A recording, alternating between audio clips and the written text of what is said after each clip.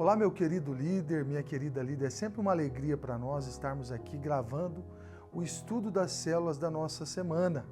Para isso, nós vamos utilizar o sermão pregado no último domingo à noite pelo pastor Pedro Fernandes, utilizando-se do texto do Salmo 119, verso de número 105, texto muito conhecido para salientar aí o valor das Escrituras na vida de todo cristão.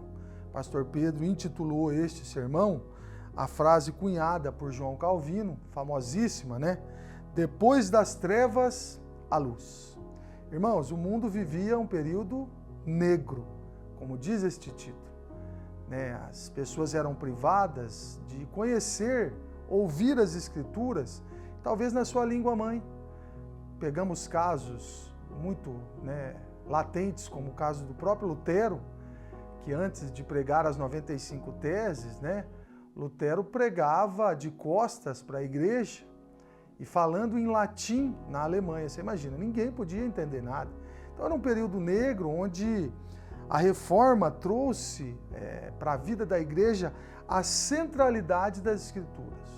O púlpito agora era o lugar preponderante, onde a voz de Deus norteava a igreja e levava os seus filhos nessa doutrina sã, sadia, que todo cristão deve ter aí como objetivo: conhecer as Escrituras, ter apreço pelo ensino, pelo estudo, ter devoção, ensinar, pregar, viver a Bíblia. Então é sobre isso que hoje nós vamos fazer o nosso estudo. Uma pergunta como se fosse uma pergunta propositiva, Ele inicia falando o que a palavra de Deus representa na vida de um cristão. Como foi pregado, ela é a única regra de fé e de prática.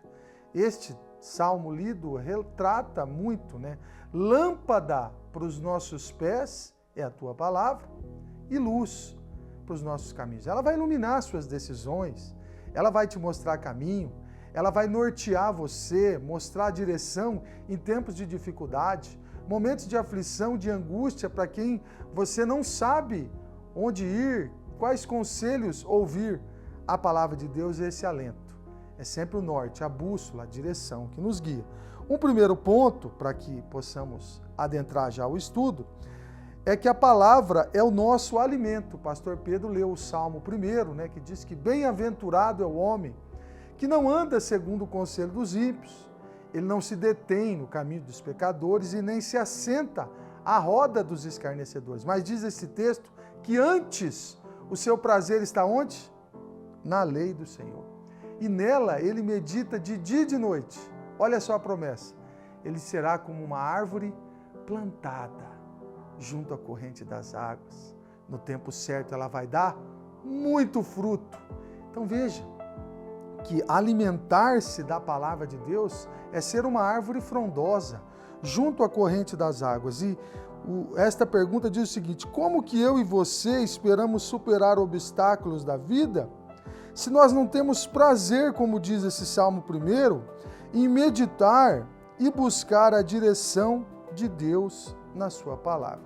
Este Salmo diz que é bem-aventurado, ou seja, é feliz, é alegre aquele que busca o conselho na palavra de Deus. Então, aquelas pessoas que estão vivendo em aflição, angústia, você pode confabular aí na sua célula. Pessoas estarão em dificuldades, com toda certeza, vivendo momentos talvez de instabilidade emocional, financeira e espiritual, sem direção, sem um caminho a seguir. A Bíblia é esse alimento que vai fortificar você, que vai nutrir a sua vida para mostrar sempre a melhor decisão a ser tomada. Então façam a leitura do Salmo 1 e juntos respondam aí a esse questionamento. Uma segunda pergunta é que a palavra é nossa única regra de fé e de prática. Este texto, escrito pelo apóstolo Paulo a Timóteo, no capítulo 3 da sua segunda carta, versos 14 a 16, Paulo salienta essa verdade ao jovem pastor. E ele diz o seguinte: todos nós precisamos de direcionamento. Sozinhos, fatalmente caminharemos para o erro, ou seja, andaremos distante daquilo que Deus almeja para nós. Compartilhe aí a sua prática de leitura e devoção das Escrituras. Quais benefícios isso tem trazido nas mais diversas áreas de sua vida. Muitos usam de devocionais, muitos fazem uso, às vezes, da própria Escritura, de aplicativos no celular, né? São vários aí que a gente poderia citar, não quero citar nenhum aqui, mas você sabe dos quais estou falando. Mas é sempre importante que, além dos devocionais, você sempre se volte à Escritura. Tem em toda a Bíblia de estudo, planos anuais de leitura. Você começa em Gênesis, depois lê um Salmo, sempre um no novo, um no velho, um no velho, um no novo. É sempre importante diariamente você nutrir-se das verdades de Deus. Então, compartilhem aí na célula qual é a forma como cada um estuda, como cada um faz o seu devocional, aonde Deus fala com você, de que forma, qual a hora do dia que você escolhe para fazer isso, quanto tempo você dedica, de que forma você faz, para aguçar aí nos irmãos o anseio pelo desejo de conhecer e estudar a Bíblia. Um terceiro ponto, a palavra nos permite conhecer a Deus e seu plano eterno. Ele cita dois textos, Evangelho de João, capítulo 1, verso 18, onde a Bíblia diz que ninguém jamais viu a Deus, mas o Deus unigênito que está no seio do Pai foi quem o revelou.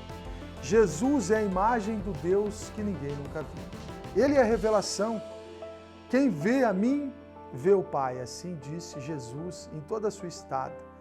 Quando Felipe questiona, Senhor, mas nos mostra o caminho. Eu sou o caminho, eu sou a verdade. Ele é a imagem do Deus que nunca viu. Então, Jesus é quem revela o Pai aos homens. E um segundo texto, João 5,39, o próprio Jesus está reiterando isso. Examinai as Escrituras, porque cuidais ter nelas a vida eterna, e são elas que testificam de mim. Você quer conhecer a Jesus Cristo? Examine as Escrituras. Quer ter a vida eterna?